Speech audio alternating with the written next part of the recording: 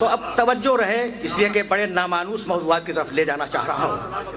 تو تبلیغ کے اسلام کی طرف دعوت دینے کے کل 3 طریقے ہیں، ٹھیک ہے نا؟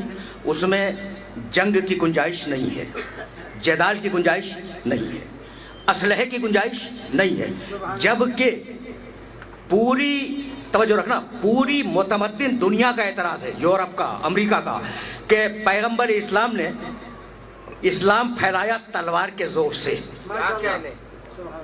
سمجھ رہے ہو نا بات کو؟ یہ اعتراض کیا جاتا ہے کہ مسلمانوں کے نبی نے اسلام پھیلایا تلوار کے زور سے۔ اب میں اپنے محترم سننے والوں سے پوچھنا چاہ رہا ہوں کہ پہلی جنگ میرے نبی کی کون سی ہے جس میں تلوار اٹھی؟ پہلی جنگ نبی کی جس میں تلوار اٹھی وہ تھی جنگ بدر، اور یہ پہلی جنگ ہے، اس سے پہلے تلوار نہیں اٹھی۔ اور اس میں کتنے سپاہی گئے ہیں رسول کے ساتھ؟ 313۔ اور بتلاؤں، جا کے تاریخوں میں دیکھنا میرے اس جملے کو، کہ ان میں ایسے بھی تھے، وہ 313 میں ایسے سپاہی بھی تھے جن میں سے کسی کے پاس تلوار نہیں تھی، کسی کے پاس گھوڑا نہیں تھا۔ جس کے پاس تلوار نہیں تھی اس نے لکڑی اپنے ہاتھ میں لی ہوئی تھی، جنگ میں جا رہا ہے، لکڑی اس کے ہاتھ میں لڑنے کے لیے۔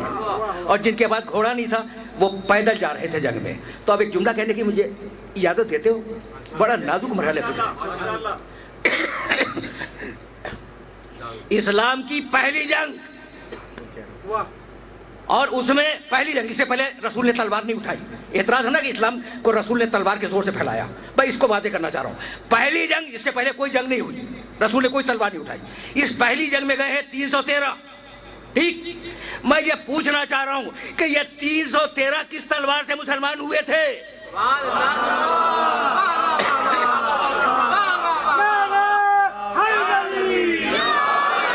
یہ 313 کس تلوار سے مسلمان ہوئے تھے؟ تو یہ لوہے کی تلوار نہیں تھی، میرے نبی کے کردار کی تلوار تھی۔